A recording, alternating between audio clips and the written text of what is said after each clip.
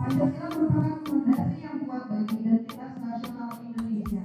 Sebagai wujud kecintaan kepada bangsa dan tanah air, mari kita mulai rangkaian acara ini dengan menyanyikan lagu Indonesia Raya. Kepada para hadirin, dimohon untuk berdiri.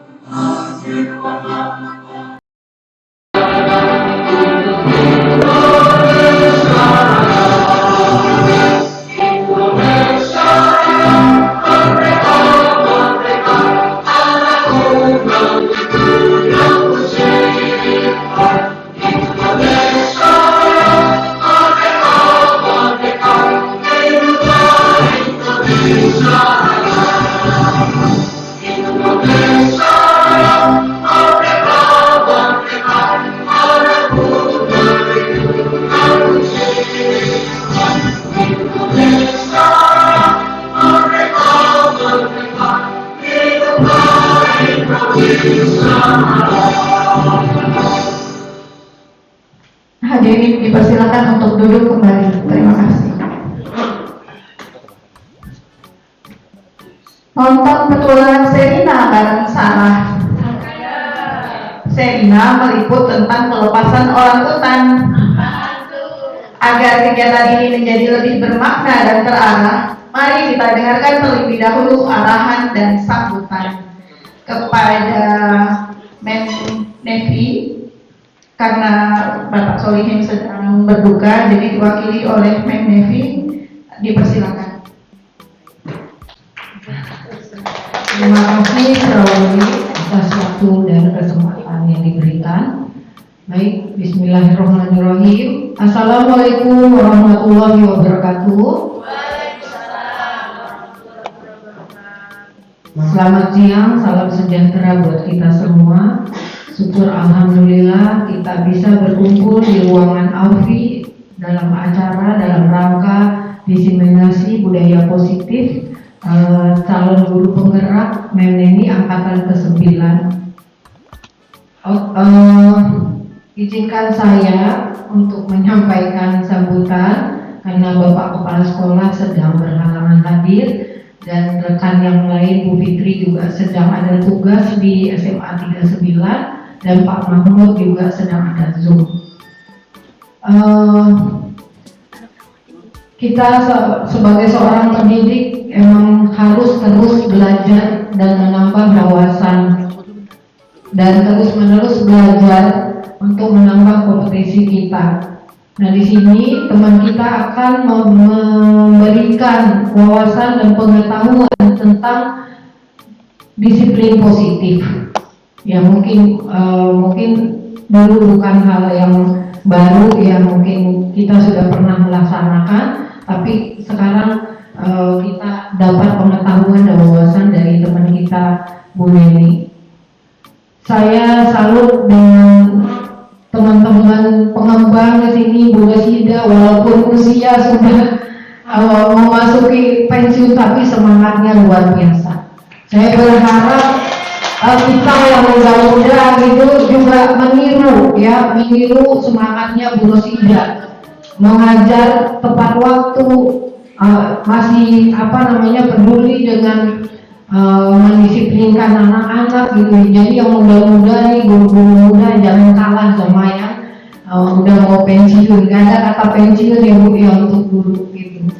Jadi berharap setelah acara diseminasi ini kita semua bareng-bareng semua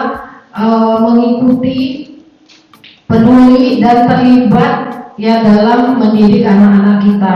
Jadi kita ikut peduli dalam mendisiplinkan anak-anak ya secara disiplin positif. Setelah kita mendapatkan pencerahan dari Mem Neni. Karena tanpa semua ikut terlibat, kalau Mem Neni aja, guru penggerak aja yang menggerakkan, yang lainnya tidak bergerak, tidak akan berjalan program diseminasi dan disiplin positif ini. Jadi mungkin ke depan kita bareng-bareng mendisiplinkan anak-anak kita. Mungkin itu aja yang bisa saya sampaikan. Sebelumnya mohon maaf. Assalamualaikum warahmatullahi wabarakatuh. Terima kasih Mem sambutannya. Ya, hari ini akan menjadi kenangan di hari esok. Maka supaya hari ini dapat kita kenang, kita terlebih dulu foto bersama.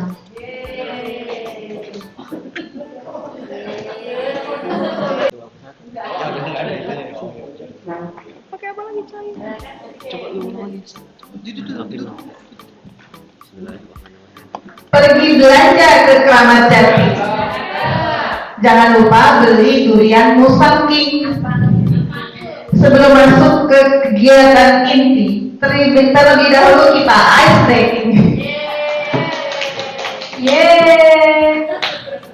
Bapak Ibu masih semangat? Alhamdulillah masih semangat ya. Biar tambah semangat, kita ice breaking dulu ya Bapak Ibu. Tapi sebelum saya ice breaking, saya boleh pantun dulu ya, karena Bu Wuri tadi pantun, saya juga punya pantun. Dapat cuan dari mami, langsung ke pasar beli roti.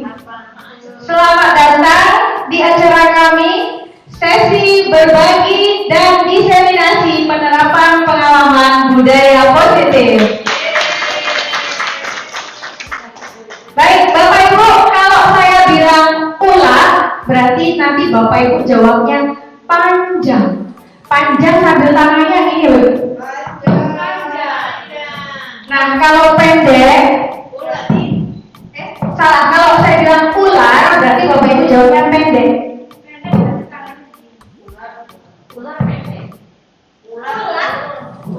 Ular panjang, ular pendek, ya.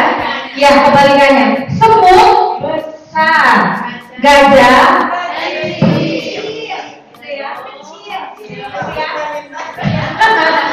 siap Bapak Ibu? Ya. Oke. Ular ular semut gajah. Oke, tepuk tangan buat Bapak Ibu semuanya. Sekali lagi, kalau saya bilang tepuk satu, Bapak Ibu tepuk satu kali ya. Kalau saya bilang tepuk dua, Bapak Ibu tepuk dua kali. Saya bilang tepuk tiga, Bapak Ibu tepuk tiga kali. Kalau saya nggak bilang tepuk, diam saja ya. Konsentrasi. Tepuk satu, tepuk satu, tepuk dua, tepuk tiga, dua. Kagak ada tepuknya. Ya, kalau saya nggak bilang tepuk berarti nggak tepuk ya. Oke, Mak kayaknya perlu minum dulu. Oke, silakan Bu Wuri.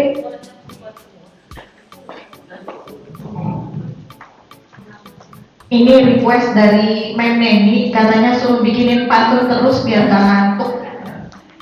Jadi saya kasih pantun lagi. Minum wedang jahe, badan jadi hangat. Badan sehat segar sepanjang hari. Mari dengan penuh semangat kita persilakan Ibu Neni untuk menyampaikan materi. Terima kasih Bu Wuri atas waktunya. Tolong digeser slide-nya ya. Oke. Bismillahirrahmanirrahim. Assalamualaikum warahmatullahi wabarakatuh. Yang terhormat Kepala Sekolah SMA Negeri 51 Jakarta, Bapak Sulemin MPD yang sedang berhalangan hadir dan diwakili oleh Ibu Zulfiati selaku Wakil Bidang Kesiswaan. Kemudian Bapak Ibu guru hebat yang luar biasa, teman-teman saya. Kemudian ada dari perwakilan TU, di sini juga ada murid-murid juga yang turut hadir dalam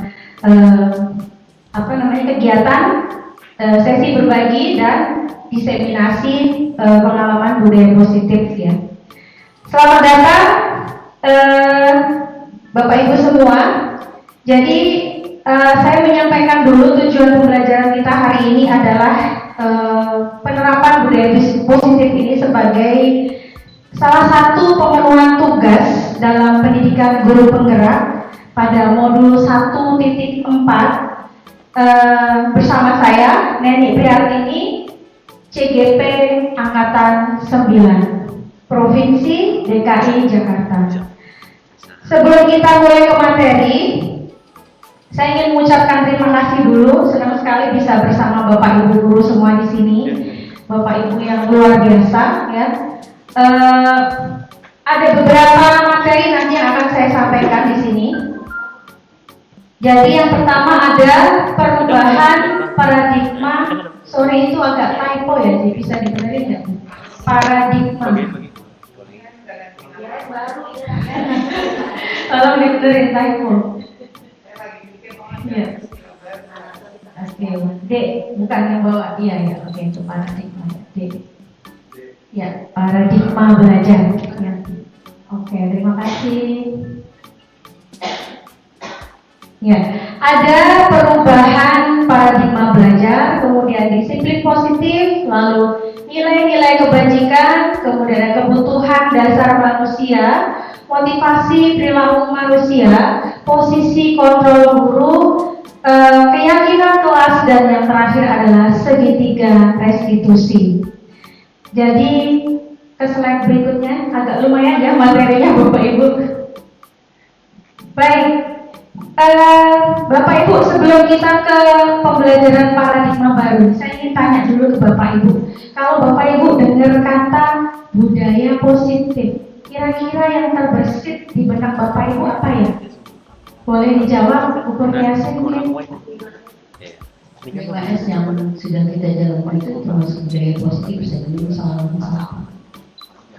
Baik, luar biasa. Kasih reward dulu sama Bu Kurniasi. Saya dulu nggak jago ya Bapak Ibu. Kalau murid-murid saya bisa menjawab itu, saya kasih reward dengan good job. Kita berikan reward kepada Bu Kurniasi dengan mengucapkan itu 1, 2, 3. Good job. Biar semangat ya Bapak Ibu. Oke, tadi dari Bu Kurniasi mengatakan bahwa budaya positif itu termasuk kegiatan 5S. Ada yang lain? Mungkin dari Bapak Ibu silakan dijawab Bang Nevi.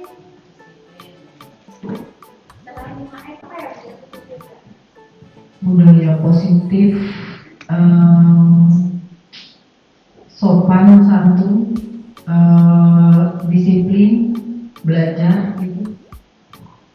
Oke, boleh. Jadi budaya positif itu juga termasuk pembelajaran, itu juga budaya positif. Ada yang lain mungkin bisa menjawab hari ini, boleh?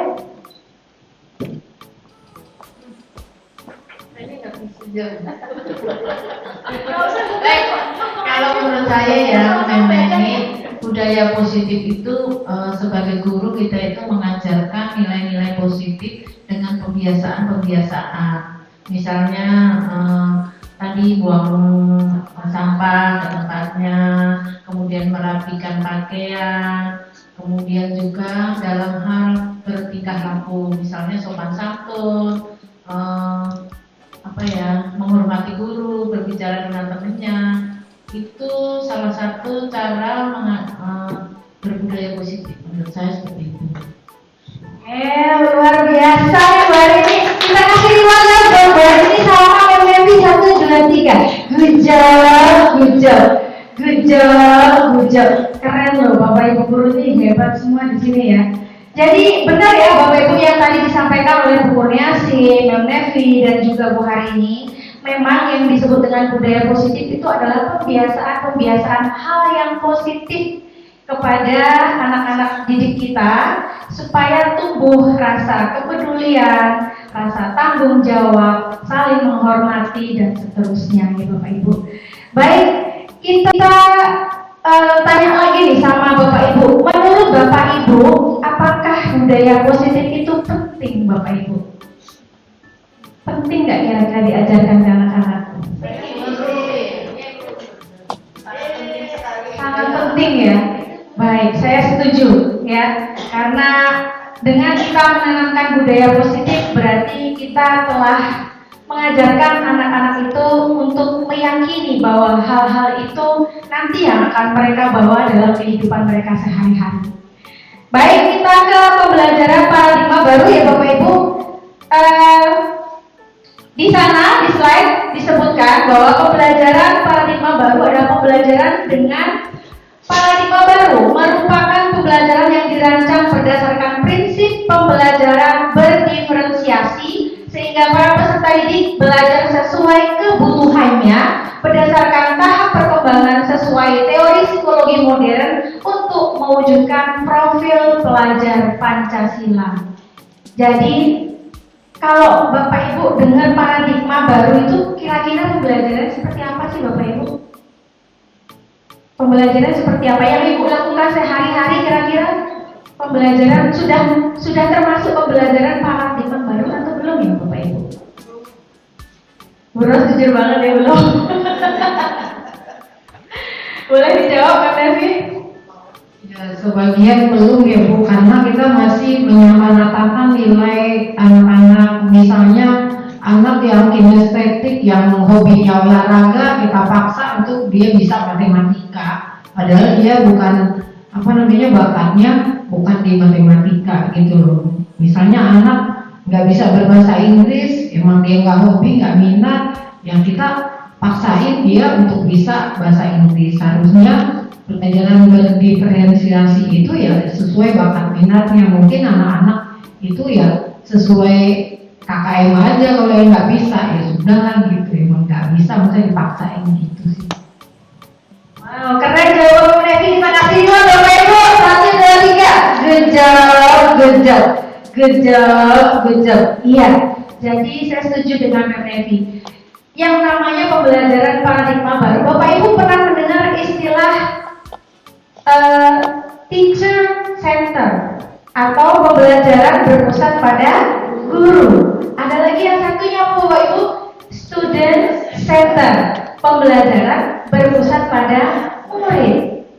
Nah, ini sebenarnya yang membedakan antara pembelajaran yang versi lama ya, yang kita sebut biasanya kalau bahasanya Bu Eka itu pembelajaran zaman kolonial, dengan pembelajaran yang now, yang zaman now, yang milenial ya. Jadi pembelajaran paradigma baru itu disebut dengan pembelajaran yang berpihak pada murid. Ini sesuai dengan filosofi KHD Ki Hajar Dewantara bahwa pembelajaran itu seharusnya menuntun ya Bapak Ibu. Jadi guru itu sifatnya menuntun murid-murid kita untuk mencapai kodrat alam dan kodrat zamannya. Jadi belajar itu sesuai dengan kebutuhan mereka, bukan kita paksakan seperti itu. Mau dipaksakan juga nggak akan masuk ya Bapak Ibu kalau tidak ada motivasi dari dalam dirinya sendiri. Jadi ini loh yang disebut budaya positif, itu kita harus bisa menanamkan motivasi dari dalam diri anak. Untuk apa? Untuk belajar, untuk menerapkan nilai-nilai kebaikan di dalam dirinya. Jadi bukan dari eksternal, bukan dari luar gitu ya, tapi dari dalam dirinya sendiri. Motivasi intrinsik namanya. Itu ya Bapak Ibu. Jadi kita mengontrol ya diri, menguasai diri dan memilih tindakan yang mengacu pada nilai-nilai kebajikan universal dan memiliki motivasi intrinsik. Itulah yang disebut dengan pembelajaran paradigma baru. Baik, slide berikutnya sih. Jadi supaya terbentuk tadi apa Bapak Ibu, tujuan pendidikan kita adalah profil pelajar Pancasila. Masih ingat nggak Bapak Ibu, profil pelajar Pancasila itu elemennya apa aja? Ada yang ingat elemennya? 1, beriman dan bertakwa kepada Tuhan Yang Maha Esa dan berakhlak mulia. Yang kedua, berkebinekaan global. Yang ketiga, bernalar kritis. Yang keempat, kreatif. Yang kelima, apa? Mandiri. Yang terakhir, Apa? Kurang satu, apa ya, Bro? Kurang satu, Bro. Ada 6 ya, Bapak Ibu tadi. Coba diulang lagi. Beriman dan bertakwa dan berakhlak mulia. Kemudian berkebinekaan global, bernalar kritis, kreatif, bergotong royong, betul kelewat ya, bergotong royong dan mandiri. Nah, nilai-nilai itulah yang sesuai dengan tujuan pendidikan kita, sesuai dengan filosofi Ki Hajar Dewantara, yaitu terbentuknya murid-murid yang berkarakter, berdisiplin, santun, jujur, peduli, bertanggung jawab sesuai dengan tujuan pendidikan, yaitu profil pelajar Pancasila. Nah, di sini tuh ada konsepsi sebenarnya Bapak Ibu ya. Saya juga dulunya itu, ternyata itu saya salah ya selama ini ngajar. Aduh, dosa saya banyak sekali sama anak-anak gitu ya. Jadi ada miskonsepsi. Yang pertama itu ilusi guru itu bisa mengontrol murid. Bisa nggak sih Bapak Ibu kita mengontrol murid? Tidak bisa ya. Jadi kontrol sepenuhnya itu ada di dalam dirimu murid. Meskipun kita guru, ibaratnya punya power, tapi itu tidak bisa kita gunakan ya Bapak Ibu. Karena pada dasarnya tadi kembali lagi yang disampaikan di awal bahwa motivasi itu datang dari diri anak sendiri ya. Jadi mereka itu harus menyadari apa sih kebutuhan mereka datang ke sekolah ini gitu. Jadi kita tidak bisa mengontrol murid. Kenyataannya itu tidak bisa ya Bapak Ibu. Berikutnya, ilusi bahwa semua perbuatan positif, efektif, dan bermanfaat. Kira-kira Bapak Ibu pernah nggak kalau misalkan dalam pembelajaran itu nih supaya anak-anak nurut nih, saya kasih hadiah deh gitu ya. Pernah nggak Bapak Ibu? Kalau yang tidak pernah ya itu bagus ya. Artinya begini, kita membiasakan anak-anak untuk kesadaran itu timbul gitu ya. Bukan dirangsang dengan hadiah ataupun dengan penghargaan ataupun dengan hukuman. Itu tidak akan bermanfaat gitu ya. Tidak bisa merubah gitu. Jadi ilusi semua perbuatan positif akan bermanfaat itu tidak bisa ya. Jadi kembali lagi ke motivasi dirinya. Berikutnya, ilusi bahwa kritik dan membuat orang merasa bersalah dapat menguatkan karakter. Kita sering ya Bapak Ibu sebagai guru itu, masa kayak begini aja nggak bisa gitu. Kamu tuh ngapain aja di rumah? Nah, jadi kata-kata yang seperti itu bikin anak malah pada posisi gagal ya Bapak Ibu. Dia merasa bahwa dirinya itu orang yang tidak berguna. Dan itu membuat mental mereka down. Makanya kenapa kemarin sampai ada screening jiwa. Itu sebenarnya ya termasuk dosa besar kita sebagai guru ya Bapak Ibu. Jadi kata-kata ya kan ada dua hal ya Bapak Ibu. Hukuman itu bisa secara fisik, bisa juga secara psikis.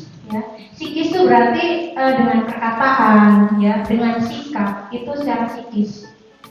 Jadi terkadang ada anak-anak yang memang dalam satu sisi itu mereka lemah gitu ya, dan mereka tidak bisa mengontrol dirinya gitu. Kalau misalkan mendapatkan tekanan yang seperti itu dia jadi depresi gitu Bapak Ibu. Jadi menyakiti hati mereka gitu. Misalkan dikatakan mohon maaf bodoh gitu ya, telat mulu sih gitu, itu menyakiti hatinya. Kita kan tidak pernah tahu apa yang terjadi ya Bapak Ibu, nggak pernah tahu apa yang terjadi, kenapa mereka datang terlambat, kenapa mereka di kelas ngantuk, ya kan? Kenapa mereka tidak mengerjakan tugas? Itu pasti mereka punya alasan gitu ya. Jadi jangan langsung dijudge, langsung dihukum. Kalau kamu nggak kerjain, ya udah berarti konsekuensinya begini. Ya udah ibu nggak ngasih nilai gitu. Jadi harus kita ajak ngobrol dulu, kita cari tahu dulu gitu ya Bapak Ibu. Baik, yang berikutnya ilusi bahwa orang dewasa memiliki hak untuk memaksa. Kita ini sebagai guru termasuk orang dewasa ya Bapak Ibu. Nah boleh nggak Bapak Ibu kita memaksa anak? Boleh nggak? Boleh ya Bu.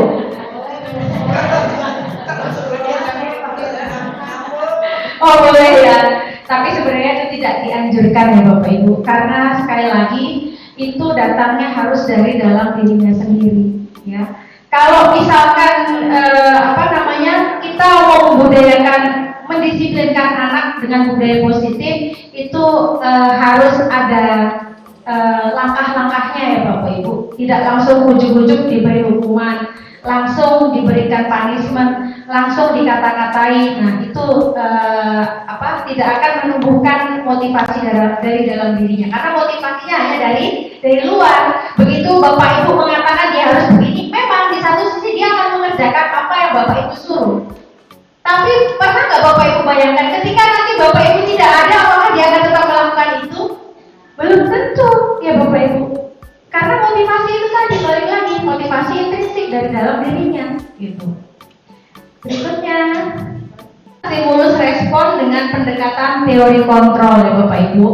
Jadi kalau untuk stimulus respon itu adalah fakta yang sering kita lakukan, tapi sebenarnya tidak seperti itu adanya gitu ya.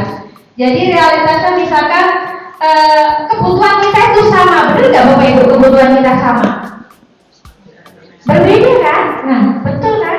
Jadi kebutuhan kita itu tidak sama, tapi kadang-kadang kita menganggap bahwa kebutuhan itu sama gitu. Jadi stimulus respon itu harus kita ubah ya menjadi teori kontrol. Tadinya mungkin kita berpikir bahwa kebutuhan kita itu sama, ya kita harus berubah Bapak Ibu ya. Kita berubah bahwa realitas kebutuhan kita itu satu sama lain berbeda. Berikutnya, semua orang tuh melihat hal yang sama. Saya melihat Pak Zai dengan kacamata istri yang ganteng, ya. Apakah Bapak Ibu melihat Pak Zai sama dengan saya melihat Pak Zai? Beda ya? Oh sama? Sama berarti? Ya, mungkin dengan pandangan yang berbeda. Jadi artinya begini ya Bapak Ibu. Setiap orang itu memiliki gambaran yang berbeda. Mungkin tujuan akhirnya sama ya, Bu Surya, tapi kan kita melihatnya dari sisi yang berbeda. Kita punya sudut pandang sendiri, gitu ya. Berikutnya, kita mencoba mengubah orang agar berpandangan sama dengan kita. Itu stimulus responnya, tapi kita harus bisa merubahnya menjadi kita berusaha memahami pandangan orang lain tentang dunia. Ya, jadi orang lain itu punya banyak ide, orang lain itu kreatif, orang lain itu begini dan begitu. Tidak sama dengan kita. Kita nggak bisa mengontrol orang lain loh Bapak Ibu. Ya, misalkan nih Bapak Ibu datang ke sekolah ini, motivasi Bapak Ibu apa? Mengajar, mencerdaskan kehidupan bangsa. Nih, kan hari ini Bapak kepala sekolah tidak ada nih. Apakah di keyakinan Bapak Ibu ketika kepala sekolah tidak ada, Bapak Ibu boleh datang terlambat? Ya. Jadi saya apresiasi, berarti teori kontrol Bapak Ibu sudah bagus. Jadi datang ke sekolah itu motivasinya bukan karena ingin diberikan penghargaan, bukan karena takut hukuman oleh kepala sekolah, tapi memang menjadi tanggung jawab kita sebagai seorang pendidik.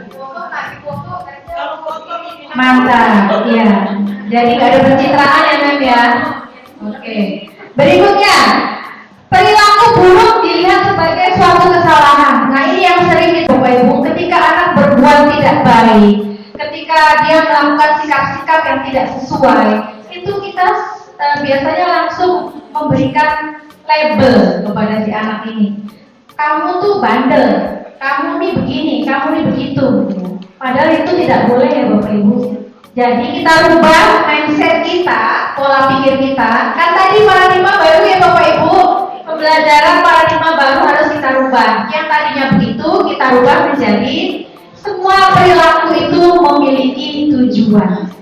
Anak-anak yang seperti itu Bapak Ibu, sejujurnya dia butuh perhatian. Jadi ada kebutuhan-kebutuhan dasar mereka itu yang tidak terpenuhi. Oleh karena itu mereka melakukan hal-hal yang tidak sesuai dengan nilai-nilai kebajikan, nilai-nilai yang positif tidak mereka lakukan, tapi justru yang ke arah negatif. gitu, karena tidak terpenuhi tadi.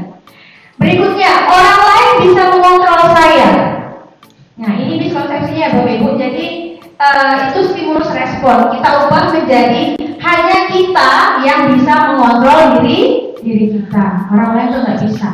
Jadi mulai dari sekarang ya tolong ditumbuhkan di dalam mindset Bapak Ibu, di hati Bapak Ibu bahwa oh kita datang ke sekolah itu apa sih motivasinya? Apa sih tanggung jawab kita? Seperti itu. Berikutnya, saya bisa mengontrol orang lain. Kita tidak bisa mengontrol orang lain ya Bapak Ibu. Kemudian pemaksaan ada pada saat bujukan gagal. Nah, sering seperti disampaikan oleh Bu Rosida. Sesekali boleh dong gitu, kita paksakan gitu. Jadi kalau udah mentok banget nih nasihatin bolak-balik nggak bisa gitu ya. Jadi tidak boleh juga seperti itu ya Bapak Ibu, tidak dianjurkan. Tapi bagaimana seharusnya? Kolaborasi Bapak Ibu ya. Kolaborasi dan konsensus menciptakan pilihan-pilihan baru. Jadi anak-anak itu kita tawarkan ya, kita ajak diskusi dulu, berdialog. Kira-kira nak, kalau kamu berbuat seperti ini, apa sih nanti akibatnya buat kamu? Kira-kira nak, menurut kamu ini baik apa tidak? Kira-kira nak, kalau sudah begini, lalu solusinya seperti apa? Jadi kita minta anak itu untuk mencarikan solusinya sendiri dengan dibantu oleh Bapak Ibu guru tentunya, ya. Jadi biar dia sendiri yang mencari. Oh, salah saya di sini Bu. Lalu bagaimana ke depannya? Ya saya seharusnya begini, gitu. Jadi dia sendiri yang menyatakan itu, gitu. Dia sendiri yang berkomitmen bahwa saya akan berubah, seperti itu. Berikutnya, model berpikir menang kalah. Nah itu kalau stimulus respon ya Bapak Ibu. Kalau kita menghukum anak, memberikan penghargaan, itu sama aja kita menciptakan identitas gagal ke anak-anak. Jadi dia akan merasa menjadi orang yang tidak berguna. Sekeras apapun dia mencoba untuk menjadi lebih baik, ketika kita sudah melabeli anak tersebut dengan predikat kamu nakal, kamu suka telat, kamu begini begitu, itu berarti dia akan merasa bahwa apapun yang dia lakukan tidak akan pernah diapresiasi. Dia menjadi identitas yang gagal. Nah, kita rubah mindset kita dengan teori kontrol bahwa model berpikir menang-menang. Jadi kalau misalkan kita menggunakan teori kontrol ini Bapak Ibu, tidak ada yang dirugikan. Jadi teori kontrol ini hasilnya akan menang-menang. Kalau dalam bahasa Inggris disebut dengan win-win solution ya Bapak Ibu. Jadi di pihak anak tidak merasa kalah ya, di pihak anak itu merasa menang, dan Bapak Ibu pun juga akan merasa menang. Berhasil kita untuk memberikan pengaruh positif kepada anak itu, karena motivasi datangnya dari anak itu sendiri, ya, tidak dipaksakan. Begitu ya Bapak Ibu. Berikutnya, slide berikutnya.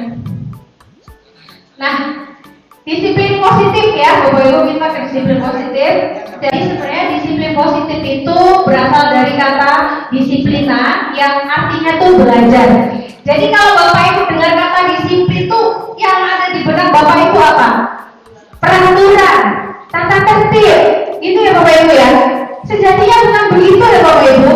Yang disebut dengan disiplin itu sebenarnya belajar. Di sinilah anak-anak belajar untuk memahami karakternya itu seperti apa, gitu ya. Jadi artinya itu belajar. Disiplin mengacu pada disiplin dirinya sendiri yang memiliki tanggung jawab terhadap apa yang dilakukannya berdasarkan nilai-nilai yang diyakini. Nah, disiplin positif ini merupakan salah satu cara penerapan disiplin yang bertujuan untuk menumbuhkan kesadaran serta memberdayakan peserta didik tanpa imbalan penghargaan atau reward, ancaman atau hukuman. Jadi kembali lagi ke tadi, motivasi intrinsik, motivasi dari dalam dirinya sendiri. Nah, sebagai pendidik, tujuan kita adalah menciptakan peserta didik yang memiliki disiplin diri sehingga mereka berperilaku mengacu kepada nilai-nilai kebajikan universal yang memiliki motivasi intrinsik dan dalam perubahan perilaku ke arah yang lebih baik. Berikutnya. Nah, nilai-nilai kebajikan itu apa saja sih Bapak Ibu? Banyak ya Bapak Ibu. Ini saya yang ambil sebagian kecil saja nih dari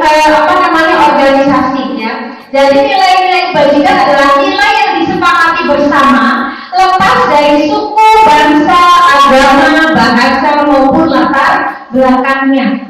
Jadi ini berlaku untuk semua. Nggak peduli ras, golongan, kamu dari suku apa, datang dari mana, ya Bapak Ibu. Tapi yang kita pahami adalah nilai positifnya. Jadi ini adalah contoh nilai kebajikan dari institusi atau organisasi. Nah, yang pertama itu adalah program pelajaran Pancasila yang menjadi tujuan pendidikan kita, Bapak Ibu. Yang tadi saya sebutkan di awal, beriman, bertakwa kepada Tuhan Yang Maha Esa dan berakhlak mulia, mandiri, bernalar kritis, berkebinekaan global, bergotong royong, dan kreatif.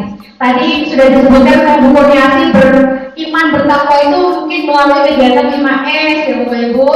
Senyum, salam, sapa, sopan, santun. Ya, kemudian ada misalkan sholat zuhur berjamaah, ada ibadah, kemudian ada tadarus. Nah, itu adalah salah satu pembiasaan ke arah disiplin positif yang mengacu pada nilai-nilai kebajikan, yaitu beriman, bertakwa kepada Tuhan Yang Maha Esa, meyakini bahwa Dia itu adalah hasil dari penciptaan yang Tuhan Yang Maha Esa. Kemudian berakhlak mandiri, yang mandiri. Mandiri itu seperti apa sih Bapak Ibu? Mandiri berarti ya dia bisa menyelesaikan ya masalah-masalah yang ada di kehidupan itu dengan pola pikirnya gitu. Ya. Kemudian ada berkebinekaan global.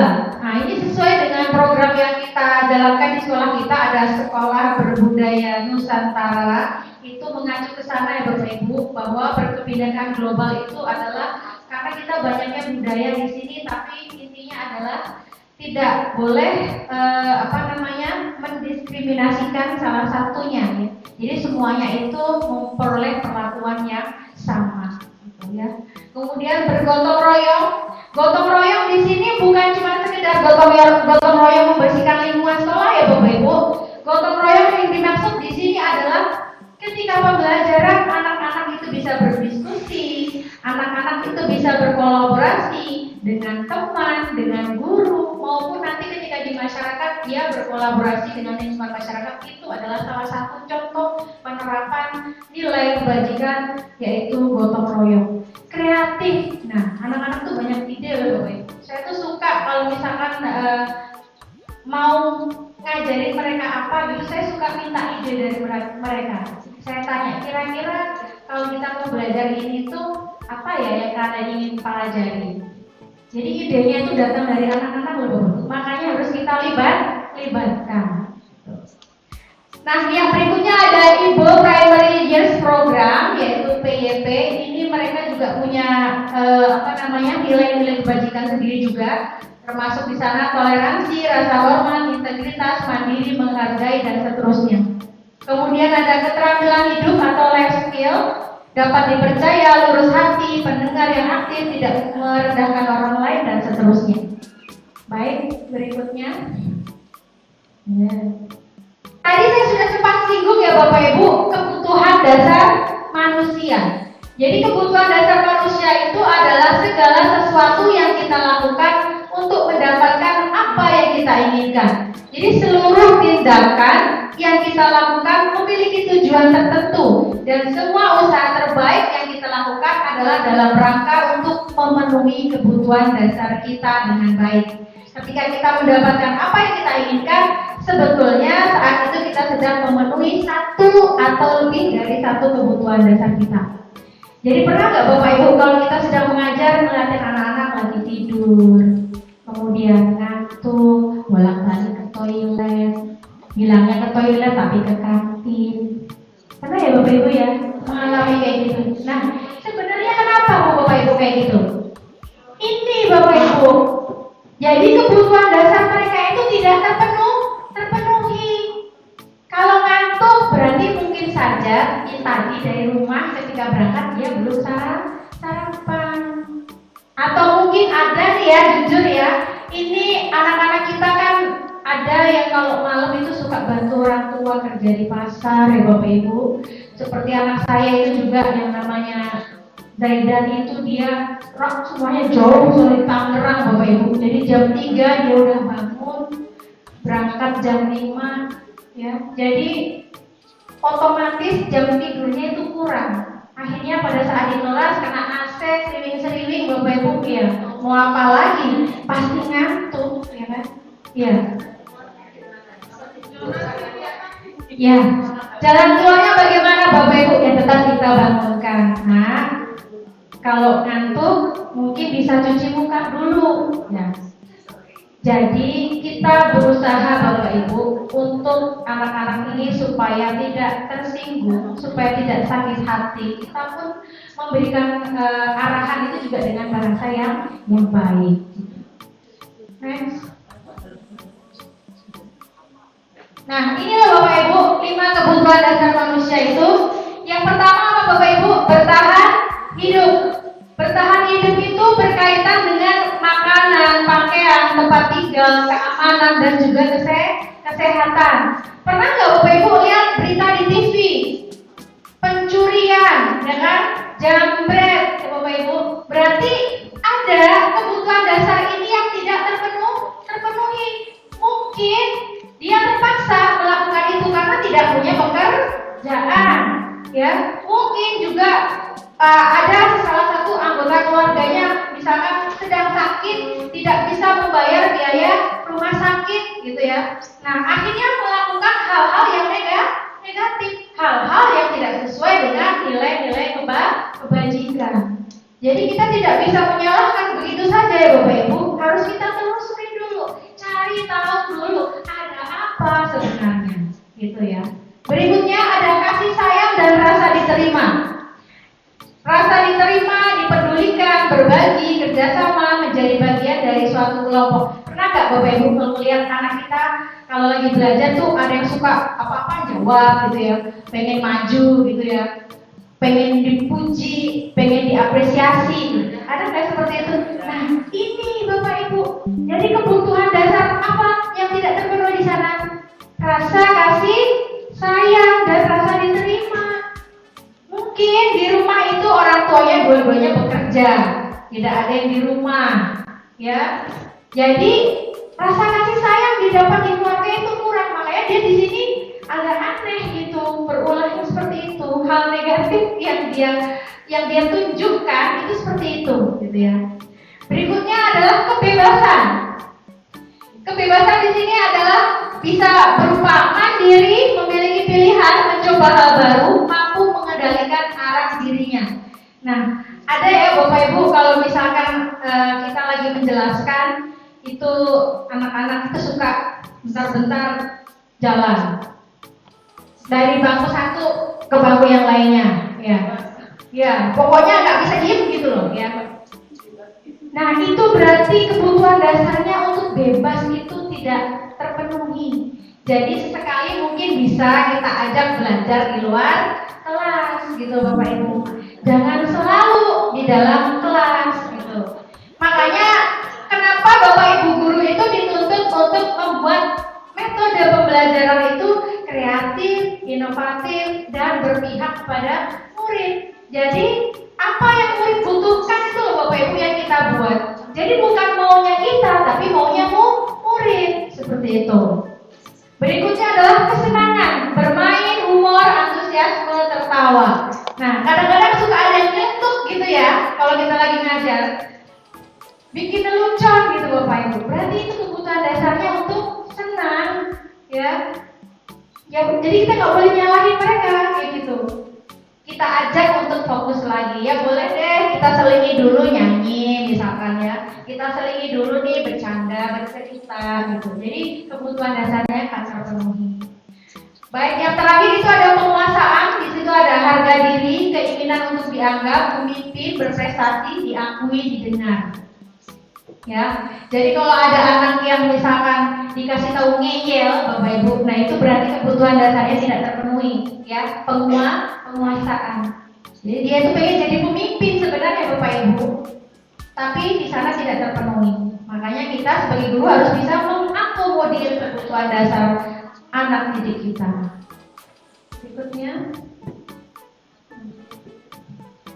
Nah, apa sih sebenarnya motivasi perilaku manusia itu? Bapak Ibu, jadi ada dua ya sebenarnya Bapak Ibu.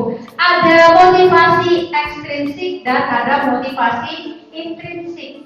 Jadi kalau misalkan anak-anak itu kalau kita kasih tahu kemudian ngeyel ya, itu sebenarnya dia sedang menghindari ketidaknyamanan atau hukuman. Jadi motivasi yang dia dapatkan mungkin dari kita, mungkin dari orang lain, itu baru motivasi secara eksternal atau ekstrinsik ya Bapak Ibu, bukan motivasi dari dirinya sendiri.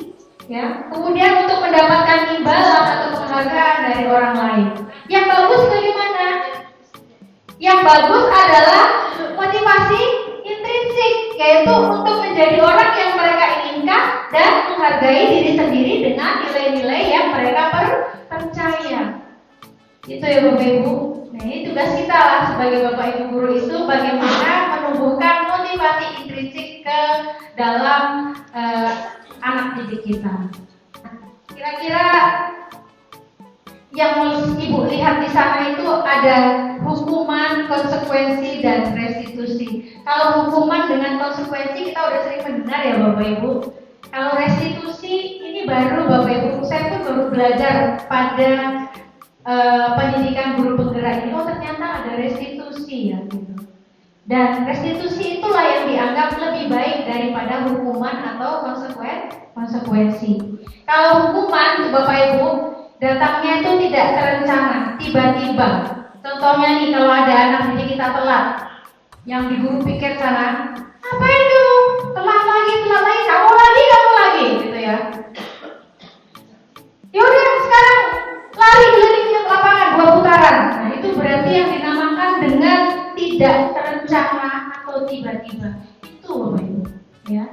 Jadi anak tuh nggak tahu bakalan kena hukuman apa, jadi dia tidak dilibatkan. Itu sifatnya hukuman seperti itu. Kemudian murid tidak tahu apa yang akan terjadi, tidak dilibatkan dan bersifat satu arah, yang perintah hanya guru doang, ya. Jadi anak-anak itu tidak diberikan kesempatan untuk berbicara, menyampaikan pendapatnya, ya. Kemudian berupa hukuman fisik atau psikis yang tadi saya sampaikan ya. Kalau lari berarti dia hukuman secara fisik. Kalau dikata-katain itu berarti hukuman secara psikis. Ya. Jadi mohon itu tidak dilakukan ya Bapak Ibu, karena bisa menyakiti hati anak. Dan itu nanti akan berimbas kepada kesehatan mental mereka. Itu ya. Kemudian yang kedua adalah konsekuensi. Nah kalau konsekuensi ini yang sudah sering kita lakukan. Karena konsekuensi ini adalah datangnya dari peraturan, dari tata tertib yang sudah ada di sekolah kita, ya Bapak Ibu. Jadi kalau misalkan konsekuensi ini terencana, disepakati atau sesuai peraturan. Misalkan nih, datang terlambat anak, guru pikir, kamu tahu nak ini jam berapa? Kamu tahu kan peraturannya? Nah, berarti itu sedang menerapkan konsekuensi. Jadi anak itu diingatkan. Ya, bahwa kalau kamu berbuat demikian sanksinya begini loh, gitu ya. Nah, tapi ini pun tetap murid tidak merasa nyaman ya Bapak Ibu, tetap aja dia beban gitu loh ya. Dan sikap guru selalu memonitor murid gitu ya. Jadi dipantau terus itu, seolah-olah nggak percaya gitu ya. Nah, yang bagus bagaimana? Yang bagus adalah restitusi Bapak Ibu. Jadi proses menciptakan kondisi bagi murid untuk memperbaiki kesalahannya dengan proses kolaboratif yang mengajarkan murid untuk mencari solusi sendiri. Tentunya dengan dibantu oleh Bapak Ibu guru supaya anak-anak itu bisa menemukan solusi atas permasalahannya. Misalkan kasusnya terlambat, ya kita cari tahu dulu, kita telusuri kenapa terlambat, alasannya kenapa. Lalu kalau misalkan sudah terlambat seperti itu, apa langkah selanjutnya? Bisa nggak kira-kira perilaku itu diubah menjadi lebih baik?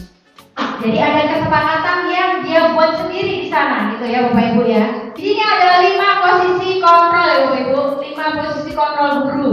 1 sebagai penghukum, 2 pembuat merasa bersalah, 3 sebagai teman, 4 sebagai pemantau, dan yang terakhir adalah sebagai manajer. Sekarang saya pengen tanya nih Bapak Ibu, kira-kira posisi Bapak Ibu selama ini dalam mendidik anak kita itu ada di posisi mana Bapak Ibu?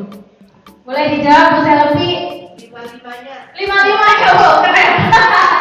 Lima-limanya. Ada lagi? Mungkin Bu Surya?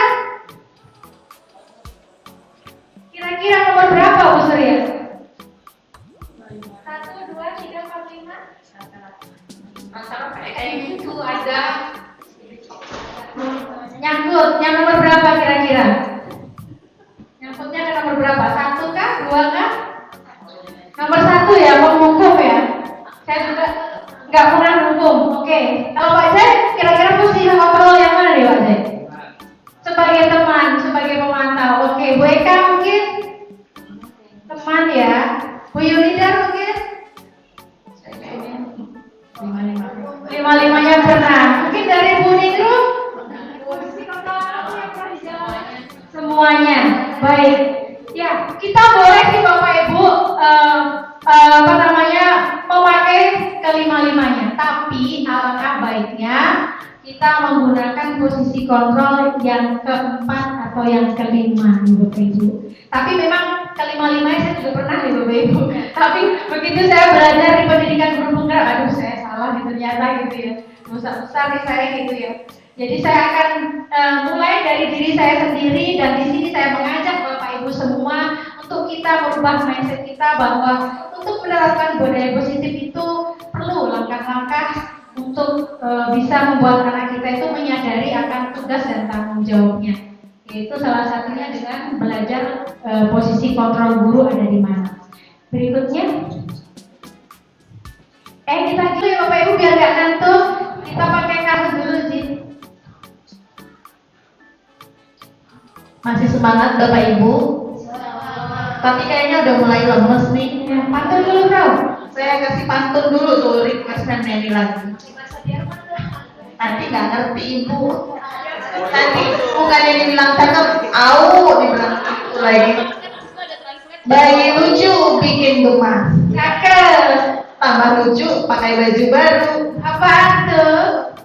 Biar Bapak Ibu nggak lemas, Mem Neni mau kasih games yang seru. Yeay.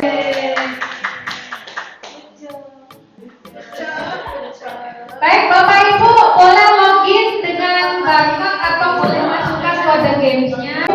Punya smartphone kan? Punya smartphone, punya handphone. Handphonenya di bawah, silakan di-scan. Atau kalau enggak, masuk www atau www.kahoot.it. Ya Bapak Ibu, lalu masukkan kode PIN-nya. Sini Bu, saya bantu. Nama mama, bukan game kode game, langsung nama mama. Nama yang mana yang mana?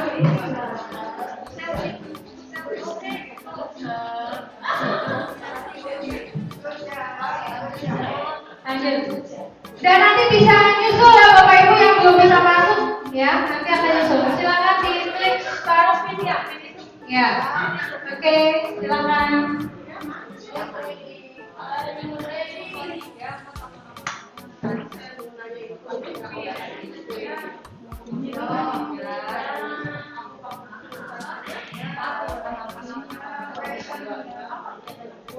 Dalam pendekatan identitas gagal, fokusnya adalah memberikan hukuman yang keras untuk mendisiplinkan. Benar apa salah ya Bapak Ibu?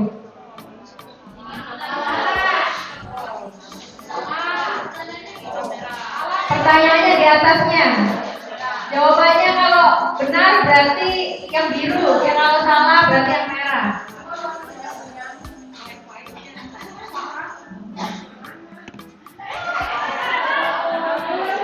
Ternyata masih kurang pemahamannya ya Bapak Ibu. Berikutnya, error.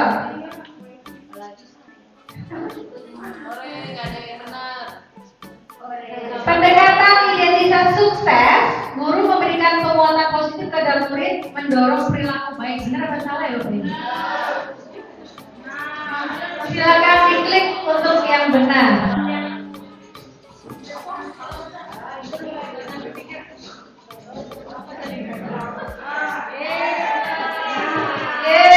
Benar semua. Good job.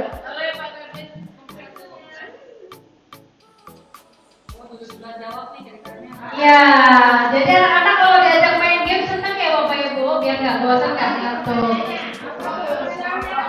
Restitusi mendorong murid memikirkan bagaimana mereka dapat memperbaiki masalah yang mereka timbulkan, benar nggak tadi Bapak Ibu? Yeay, good job, good job.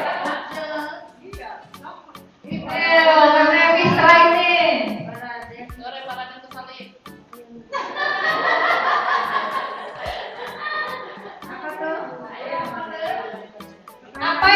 Apa yang menjadi perbedaan utama antara pendekatan identitas gagal dan sukses dalam menerapkan disiplin? Yang merah di sana Mama bacanya di sana. Jadi di situ tinggal jawab aja. Oh nggak kelihatan ya? Ya nggak ada jawabnya. Jadi identitas gagal fokus pada hukuman ya Bapak Ibu, identitas sukses itu fokus pada penguatan ya. Ini doang yang benar ya. Yang dimaksud dengan disiplin positif apa ya Bapak Ibu? Mendisiplinkan dengan penguatan positif fokus ke problem solving atau hukuman keras menghentikan perilaku buruk atau mengandalkan hukuman sebagai alat utama untuk mendisiplinkan atau mengabaikan perilaku murid atau anak. Yang mana jawaban yang benar? Yeay! Ada dua yang masih salah. Gak benar terus nih. Teori kontrol dalam disiplin positif menekankan bahwa guru harus mengendalikan semua aspek perilaku anak. Benar nggak Bapak Ibu? Benar atau salah? Jadi semuanya dikendalikan oleh guru, benar nggak?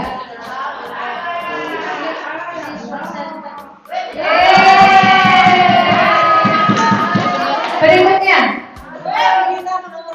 monitoring dan supervisi terus-menerus tidak diperlukan dalam pendekatan disiplin positif. Diperlukan atau tidak ya Bu, monitoring? Berarti jawabannya benar atau salah?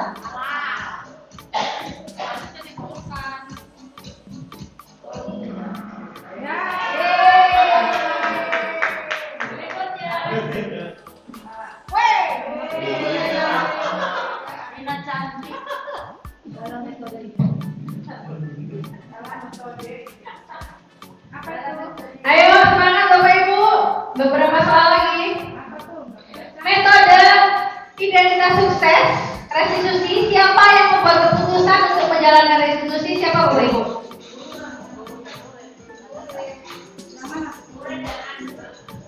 Siapa ya? Objeknya siapa Bapak Ibu? Anak dong ya. Iya. Berikutnya, Kak cantik nih. Naik ya. Dalam pendekatan disiplin positif, mengapa penting bagi guru untuk melakukan monitoring dan supervisi? Kenapa penting Bapak Ibu?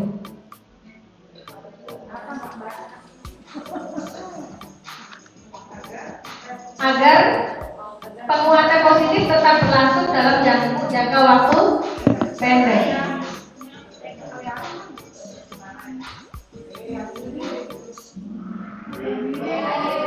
Benar. Jadi monitoring itu dalam jangka waktu pendek. Dalam jangka waktu panjangnya adalah sepanjang hayat mereka. Benar ya Bapak Ibu? Kalau selama belajar di 51 berarti jangka waktu pendek kan 3 tahun doang ya. Gitu. Baik, selanjutnya. Dalam pendekatan disiplin positif, hukuman yang keras selalu lebih efektif daripada pendekatan penguatan positif. Benar apa salah Bapak Ibu?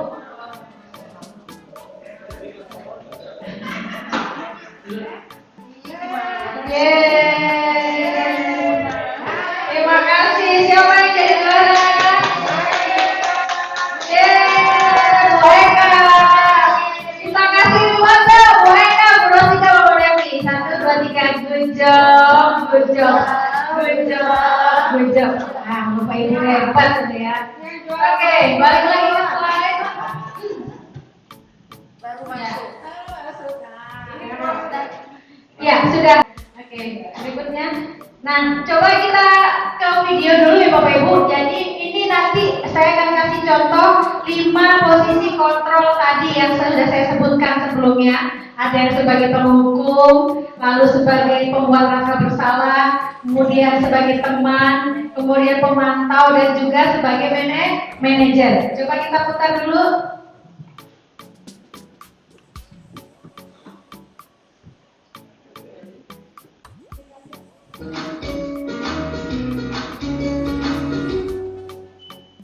Salam bahagia Ibu dan Bapak Guru hebat. Dalam penerapan disiplin positif restitusi, salah satu program yang dikembangkan adalah 5 posisi kontrol. 5 posisi kontrol dalam restitusi adalah proses perjalanan seorang pendidik agar dapat mengenali dirinya. Pada video kali ini, kita akan membahas tentang 5 posisi kontrol yang dikembangkan oleh Diane Dawson dan contoh penerapannya.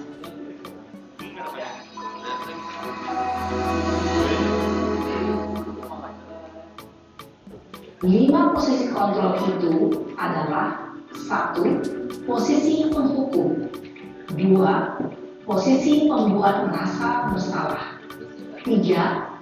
Posisi teman, 4. Posisi pemantau atau monitor, dan 5. Posisi manajer. Untuk lebih memahami kelima posisi tersebut, mari kita saksikan kasus Naren yang terlambat hadir 20 menit di sekolah dan melihat bagaimana kelima posisi kontrol dalam menghadapi masalah tersebut.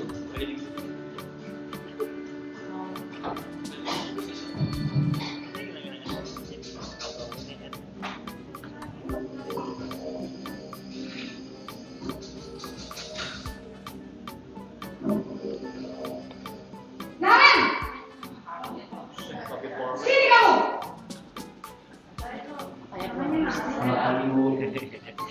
Selalu terlambat. Kamu deh, pasti terlambat. Maaf Bu, saya Apa? Dia mau kayak ibu dah. Apa coba? Alasan kamu apa lagi? Kapan sih kamu tidak terlambat? Malah sekalian kamu jadi anak. saya Dasar pemalas.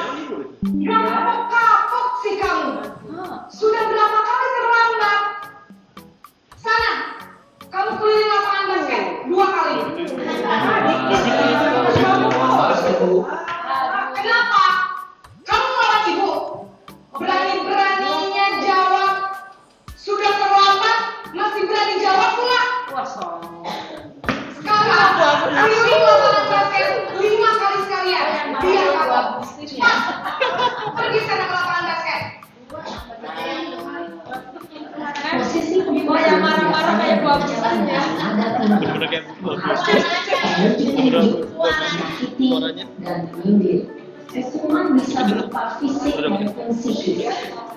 Ibu dan Bapak Guru hebat, dampak yang terjadi pada murid ketika guru berada pada posisi penghukum adalah murid cenderung akan memberontak, bahkan menyimpan dendam.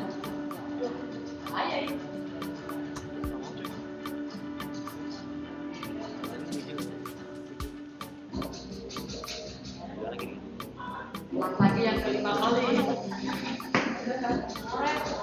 Jangan terlambat lagi kelima kali ini. Naren! Bajunya gak ganti-ganti. selamat pagi Bu.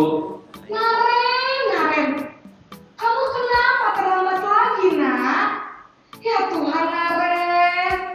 Kamu senang ya bikin ibu susah ya?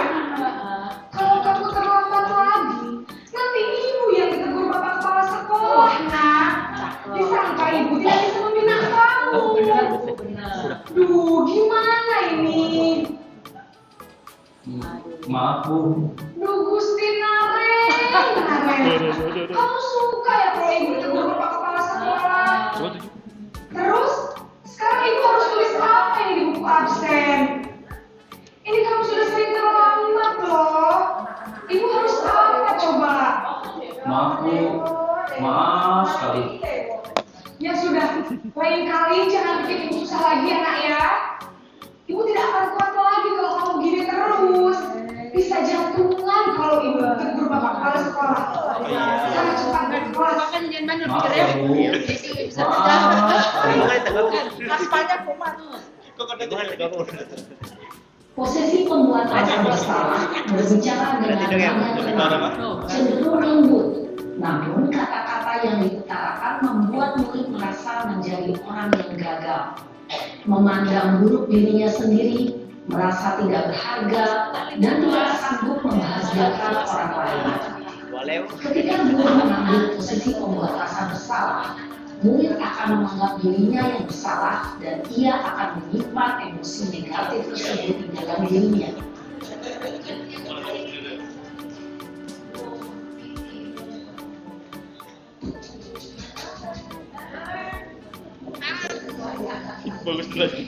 Bagusnya muncul lagi.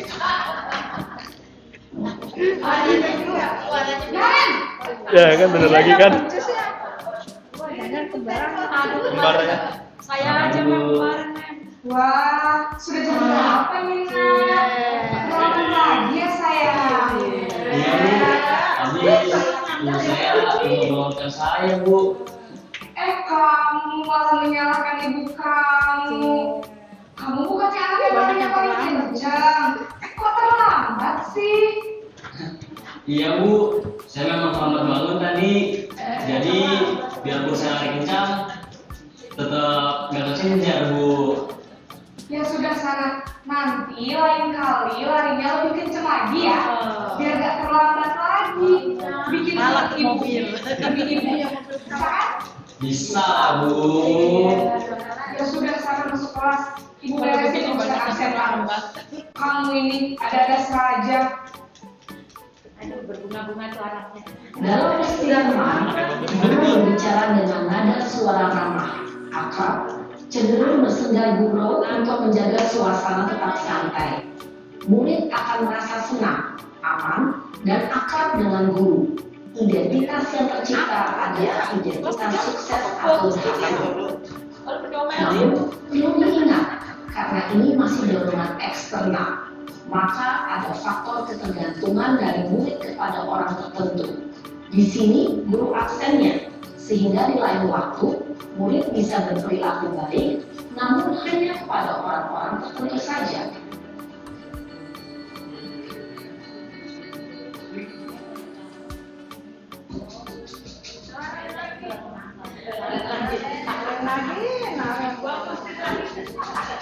Aduh, apa lagi saya aja kemarin Mem.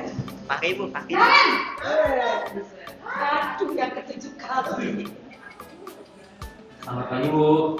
Naren, apa peraturan sekolah kita tentang jam berapa kita harus masuk sekolahnya? Kita harus di sekolah jam 7 Bu. Iya betul, sekarang sudah jam 7.20. Naren sudah tahu konsekuensinya jika terlambat hadir. Paham Bu. Saya harus tinggal kelas pas jam istirahat selama 20 menit. Iya benar, konsekuensinya demikian. Jadi nanti jam 9.30 pas istirahat, kamu harus tinggal di kelas, kerjakan tugas tambahan untuk ketertinggalan kamu, ya? Baik Bu. Naren, alhamdulillah ini doanya benar. Posisi pemantau mengandalkan penghitungan atau data untuk mengontrol murid. Guru mengarahkan murid berdasarkan peraturan dan konsekuensi. Seorang pemantau menunjukkan bahasa tubuh dan ekspresi wajah yang datar dan cenderung formal.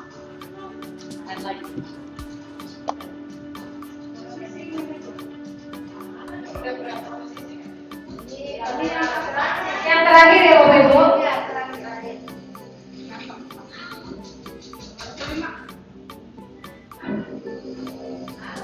Naren!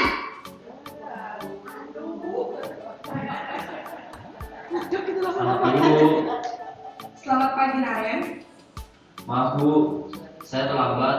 Iya, sekolah masuknya jam 7, sekarang sudah jam 7.20. Jadi sekarang bagaimana nih Naren? Maaf Bu, saya lupa setel alarm saya semalam. Baiklah, menurut kamu, keyakinan sekolah yang mana yang perlu kamu tingkatkan? Menghargai diri sendiri dan orang lain mungkin ya Bu. Setuju. Jadi, apakah Naren meyakini prinsip saling menghormati tersebut? Iya Bu, saya meyakininya. Apakah Naren bersedia memperbaiki masalah keterlambatan ini? Bersedia Bu. Bagaimana kamu akan perbaiki masalah keterlambatan ini? Jangan Saya akan coba untuk tidak lupa menyetel alarm saya Bu. Baik, kalau Naren lupa menyetel alarm, ada orang yang lain yang tidak diingatkan tidak? Ada Bu. Kakak saya, Kak Emma. Ada lagi selain Kak Emma? Selain Kak Emma, ada ibu saya. Baik, jadi yang mengingatkan Naren adalah Kak Emma dan ibu kamu ya? Kira-kira akan mulai setel alarm kapan nih Naren? Setelah pulang sekolah, akan segera saya lakukan. Baik, jadi Naren akan setel alarm untuk bangun besok pagi dan akan diingatkan oleh kakak dan ibunda Naren ya. Ada lagi yang mungkin perlu dilakukan Naren agar tidak terlambat bangun lagi. Tidak ada Bu. Baik Naren, terima kasih untuk kerjasama kamu. Sekarang kamu perlu kembali ke kelas untuk belajar. Baik Bu, terima kasih. Posisi manajer adalah posisi kontrol yang disarankan untuk membimbing murid memiliki sikap disiplin yang positif, yaitu murid yang mandiri, bertanggung jawab, dan dapat memecahkan masalah. Tujuan dari posisi ini adalah agar murid dapat berefleksi atas tindakannya. Guru akan dengan tulus memberikan pertanyaan-pertanyaan bermakna, sehingga membuat murid dapat belajar dari kesalahannya dan mencari sebuah solusi untuk menyelesaikannya. Ibu dan Bapak guru hebat, setelah mengamati adegan kelima posisi kontrol tadi, kira-kira posisi mana yang paling ideal? Posisi mana yang dapat menunjang motivasi intrinsik murid? Ya, tentu posisi manajer. Posisi ini memang posisi ideal yang ingin dituju setiap pendidik. Pada posisi inilah, guru dapat menerapkan disiplin positif yang berpihak pada murid, yang memerdekakan murid. Perjalanan seorang pendidik tentunya tidak mudah untuk sampai pada posisi seorang manajer. Namun, tujuan kita pasti, yaitu menciptakan murid-murid yang mandiri, merdeka, dan bertanggung jawab. Semoga penggambaran 5 posisi kontrol yang telah diperlihatkan ini dapat menjadi ajang refleksi bagi kita semua, agar dapat terus mengasah dan menerapkan disiplin positif yang memerdekakan murid. Oke, Bapak Ibu, kira-kira posisi kontrol yang manakah yang lebih disarankan untuk menerapkan budaya positif atau disiplin positif pada anak didik kita?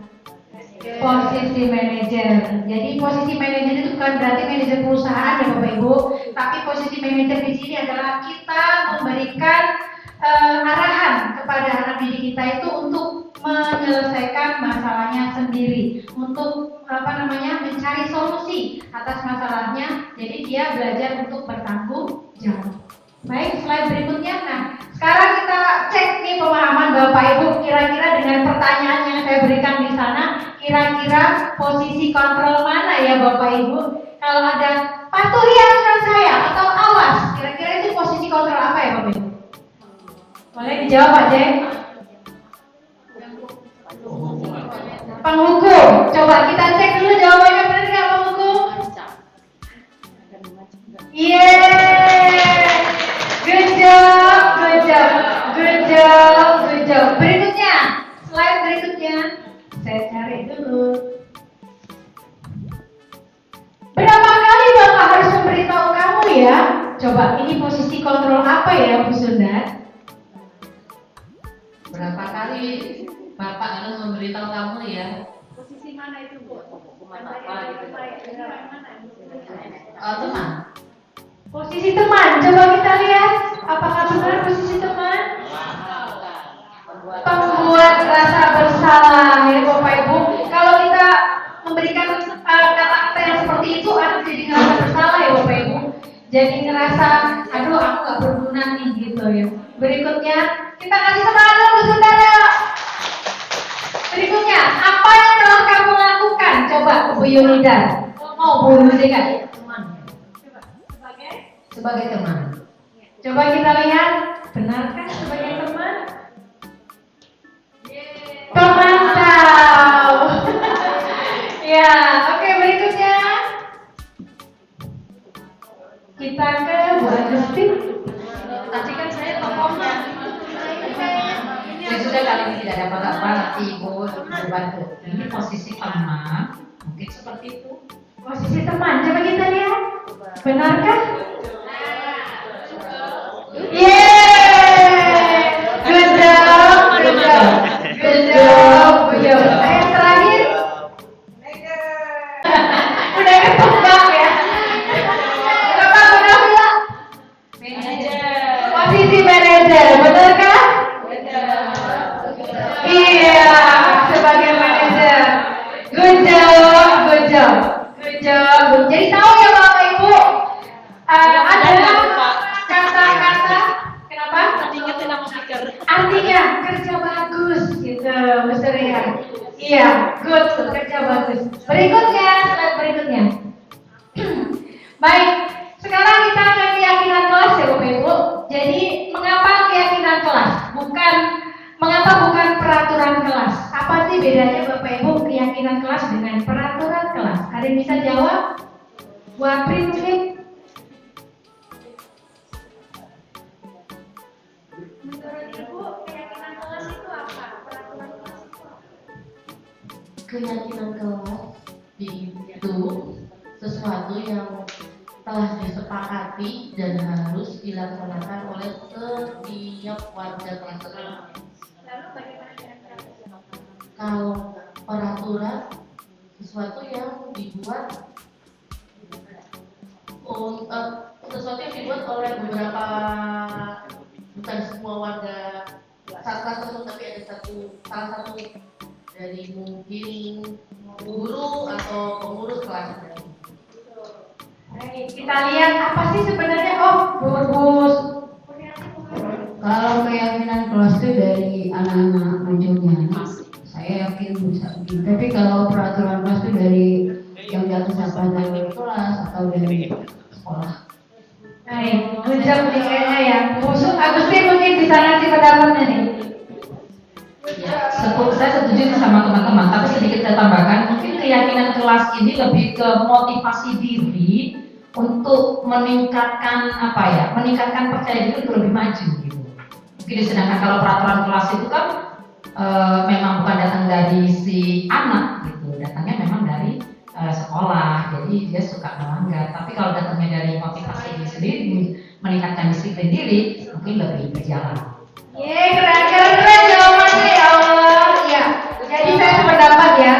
Jadi keyakinan kelas itu sebenarnya adalah apa yang diyakini anak-anak sebagai nilai-nilai kebajikan universal ya Bapak Ibu, yang tadi di awal saya sampaikan. Jadi dibuat oleh anak itu sendiri.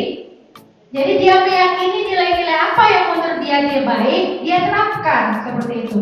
Sementara kalau untuk peraturan itu berarti satu arah ya Bapak Ibu. Anak-anak tidak dilibatkan, jadi hanya memaksa seperti itu. Jadi kalaupun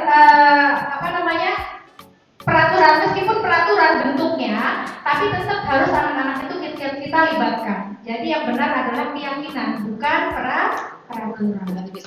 Oke, berikutnya. Nah, jadi itu bersifat lebih abstrak ya Bapak Ibu. Jadi kata-katanya itu abstrak, bukan yang konkret. Berupa pernyataan-pernyataan universal, dibuat dalam pernyataan positif, tidak terlalu banyak sehingga mudah diingat dan dipahami, sesuai dengan kondisi di lingkungan sekolah sehingga mudah diterapkan. Kemudian semua warga kelas hendaknya ikut berkontribusi dalam pembuatan keyakinan kelas. Jadi pada saat awal tahun pelajaran baru itu saya dengan anak-anak membuat yang namanya keyakinan kelas ya Bapak Ibu.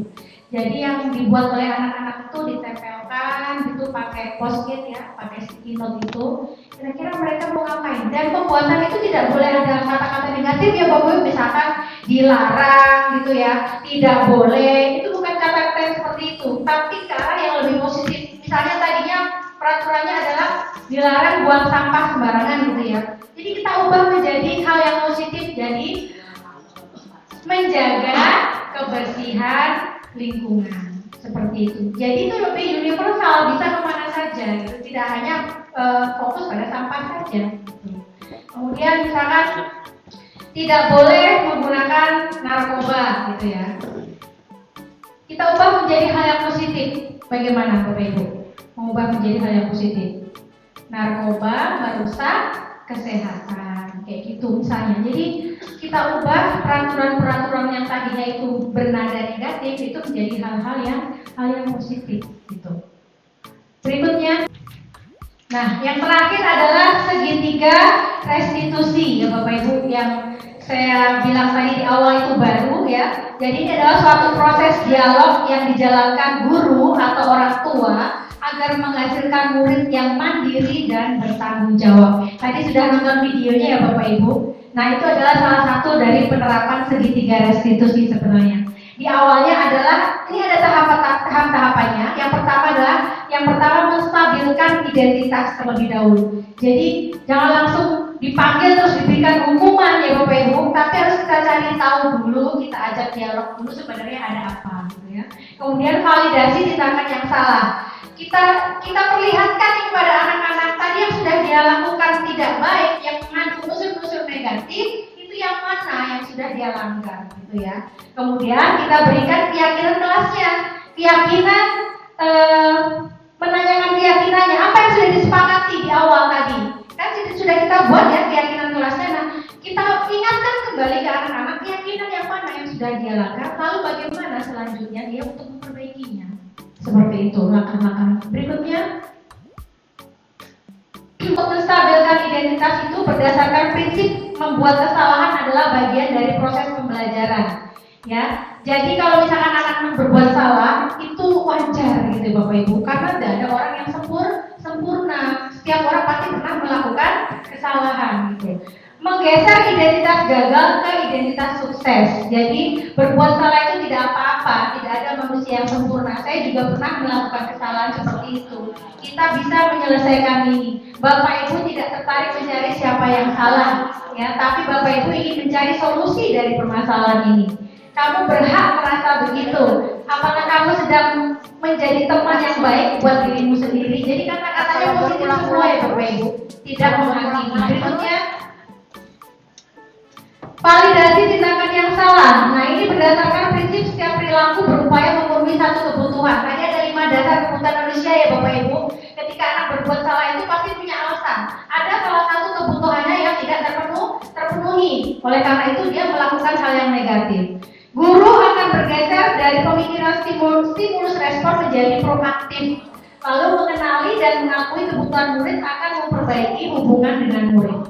Jadi kata-kata yang terlontar dari tahapan ini adalah, padahal kamu bisa melakukan yang lebih buruk dari ini ya, tapi kamu tidak melakukan. Jadi kita apresiasi dulu gitu. Kamu pasti punya alasan mengapa melakukan itu. Kamu patut bangga pada dirimu sendiri karena kamu telah melindungi sesuatu yang penting buatmu. Kamu boleh mempertahankan sikap itu, tapi kamu harus menambahkan sikap yang baru. Nah, ini adalah contoh tahapan-tahapan pada validasi tindakan yang salah. Berikutnya, menanyakan keyakinan. Nah, ini murid akan diberikan pertanyaan-pertanyaan bermakna untuk memunculkan motivasi intrinsiknya. Jadi menyadarkan bahwa tindakan yang dia lakukan itu adalah tidak baik. Lalu bagaimana dia untuk memperbaikinya. Jadi di sini mampu mengaitkan keyakinannya dengan tindakan yang salah ya Bapak Ibu. Jadi model pertanyaannya adalah, apa yang kita percaya sebagai kelas atau keluarga, apa nilai-nilai umum yang kita yakini, yang sudah kita sepakati, apa bayangan kita tentang kelas yang ideal dan sebagainya, dan seterusnya seperti itu. Berikutnya, ini adalah contoh penerapan segitiga restitusi yang saya buat dalam kemarin untuk tugas di modul 1.4.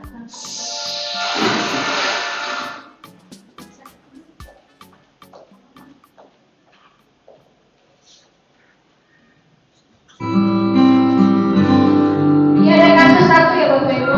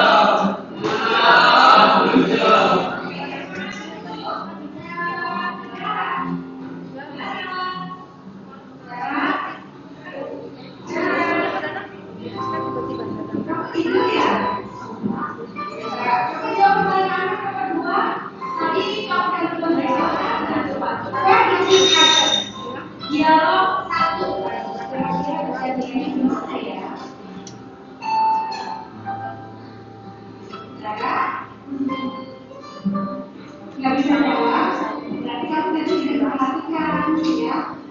Oke, nanti setelah kalau kemudian ya. Oke, kita lanjut videonya. Waalaikumsalam. Selamat pagi guys, selamat pagi.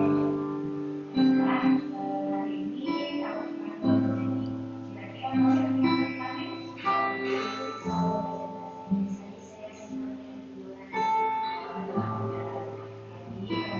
Ini cara menyelesaikan menggunakan segitiga restitusi ya Bapak Ibu.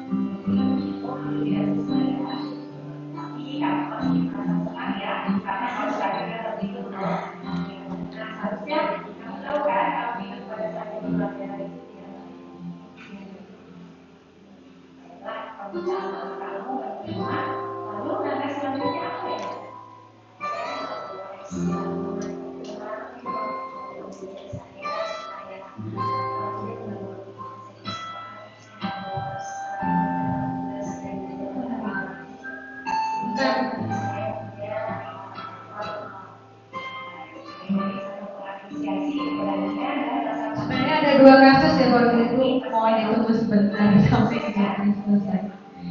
Dari itu, mari kita sama-sama melaksanakan keyakinan kelas yang telah dilaksanakan. Yang doakan semoga kamu bisa lebih baik lagi dan kedepannya bisa menjadi orang sesuai dengan nanti yang sama-sama adalah silakan kamu kembali ke kelas.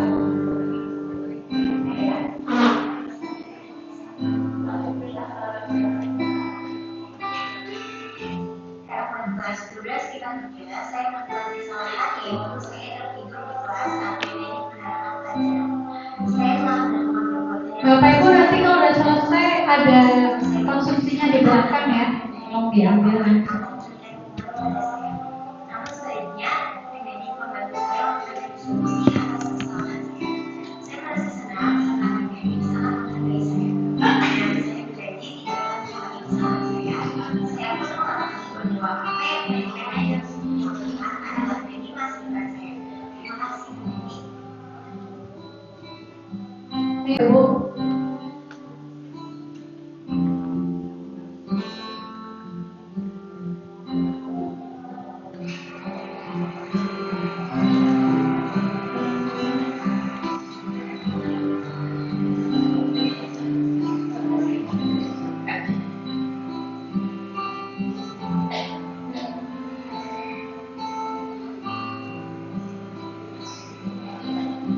Ada Bu April.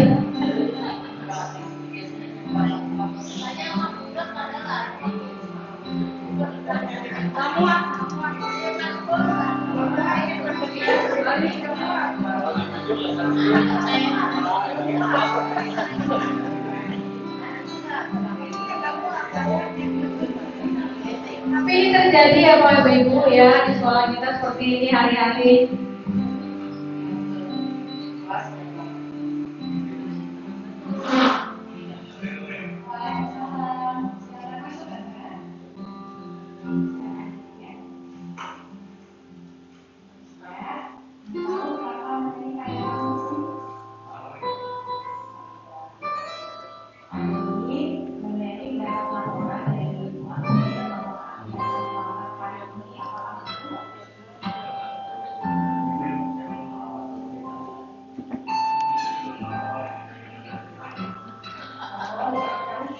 Terima kasih nih yang buat ngevideoin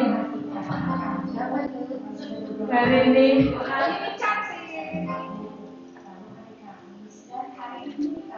Goyang goyang, hari ini goyang.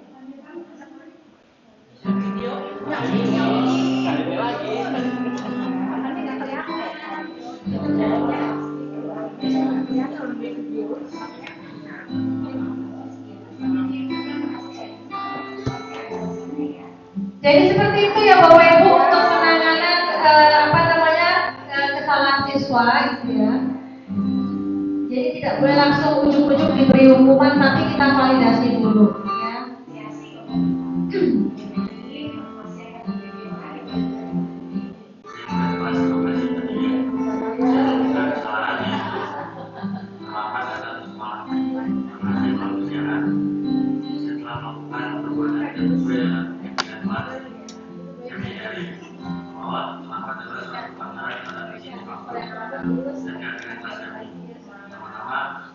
Saya ingin mengapresiasi dalam ini mengenai proses tersebut dengan bijak dan teguh, memberikan ruang pada saya untuk menjelaskan alasan perbuatan saya, sehingga saya merasa dihargai dan dihormati. Terima kasih Bapak Ibu. Mohon maaf Ibu, hari ini lupa menyebutkan itu juga salah, namanya Bu Apri, harusnya Bu Apri. Mohon dimaafkan ya Bu. Gak ada manusia yang sempurna. Oke, silakan lanjut ke slide berikutnya, kita kesimpulan dulu kali ya. Mungkin ada pertanyaan Bapak Ibu, apakah penjelasan saya bisa diterima atau masih mau ada yang bertanya? Jadi Bapak Ibu, apakah siap untuk menjalankan budaya positif di sekolah kita? Siap. Siap. Baik, luar biasa. Selanjutnya, Kak dulu ya. Mau pantun dulu? Oke. Kalau berarti langsung kesimpulan ya Bapak Ibu. Baik.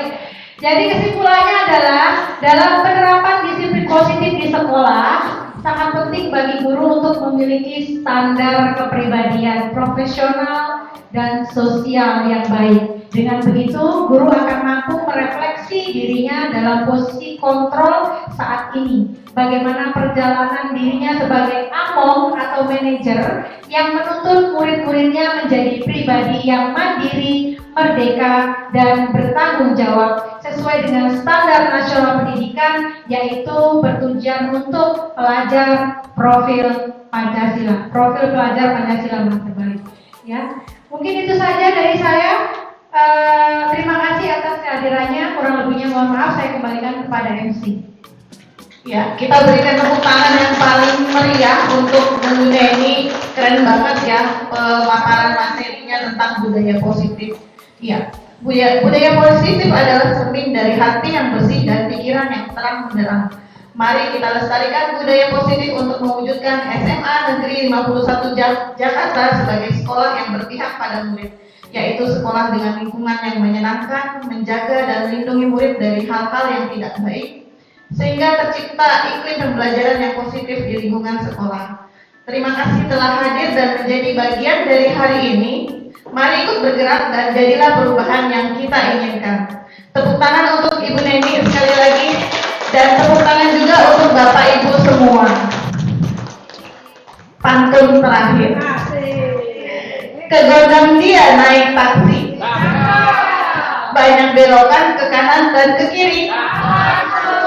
Saya Wuri Elsawati sebagai MC, izin pamit undur diri. Selamat siang dan terima kasih. Wassalamualaikum warahmatullahi wabarakatuh.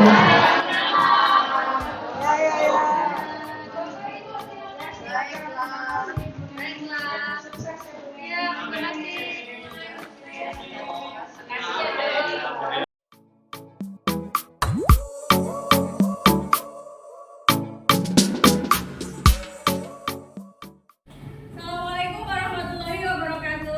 Waalaikumsalam warahmatullahi wabarakatuh. Selamat siang anak-anak semua. Ya. Apa kabar kalian hari ini? Alhamdulillah. Baik ya, alhamdulillah. Kami senang mendengar kalian baik-baik saja. Baik, hari ini kami ingin menyampaikan beberapa hal terkait dengan budaya positif di sekolah kita. Jadi hari ini kita akan membuat yang namanya keyakinan kelas. Apa itu keyakinan kelas? Tahukah kalian apa itu keyakinan kelas? Kesepakatan, betul sekali. Jadi supaya apa kita membuat keyakinan kelas anak-anak? supaya kompak, supaya teratur. Dari diri kalian tumbuh kesadaran untuk bertanggung jawab, peduli, mandiri, dan saling menghormati. Oke, jadi nanti Mem akan membagikan kertas ini. Jadi nanti kalian akan menuliskan keyakinan kelas itu berdasarkan apa yang kalian inginkan. Ya, apa yang kalian inginkan di kelas ini? Misalkan kalian inginkan kelas ini bersih, berarti apa kesepakatan yang harus dibuat? Menjaga kebersihan. Jaga kebersihan, betul. Tapi nanti untuk membuat keyakinan kelas ini kalian tidak boleh menggunakan kata-kata yang negatif, ya. Jadi harus menggunakan kata-kata yang positif. Apa contohnya? Misalkan dilarang buang sampah. Tadi kan peraturan ya, dilarang buang sampah. Nah, kalau dijadikan keyakinan kelas berarti diubah menjadi kata positif harus bagaimana? Menjaga kebersihan kelas. Betul. Jadi seperti itu ya nanti ditulisnya. Oke. Sekarang kita bagi satu-satu ya. Silakan. Nah, boleh Pak Ol bantukan untuk bagi ininya, posternya. Aku mau dong. Posternya. Nyumun ge.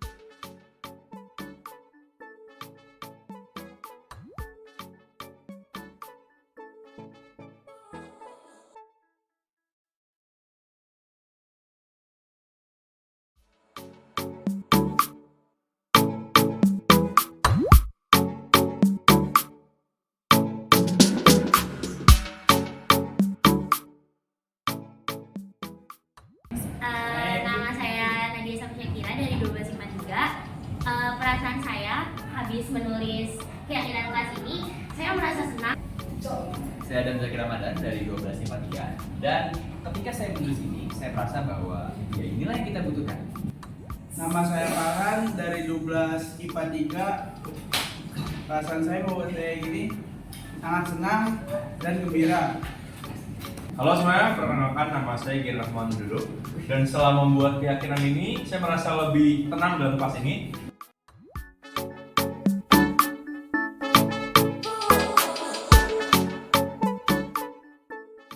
Menurut saya ini Penting. Sangat penting. Sangat penting.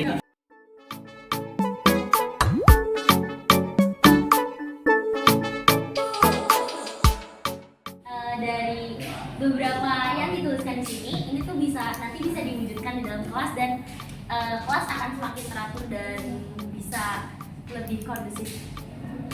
Dengan adanya keyakinan kelas ini, kita bisa menyalurkan suara kita. Dan dengan menyalurkan suara kita bisa membuat peraturan dari kita yang nyaman juga untuk kita sendiri. Oke. Pasti kita punya aspirasi dan keinginan dalam kelas yang akan diwujudkan nantinya. Seperti kayak menjaga kelas tetap bersih, menjaga fasilitas dan lain-lain. Itu saja.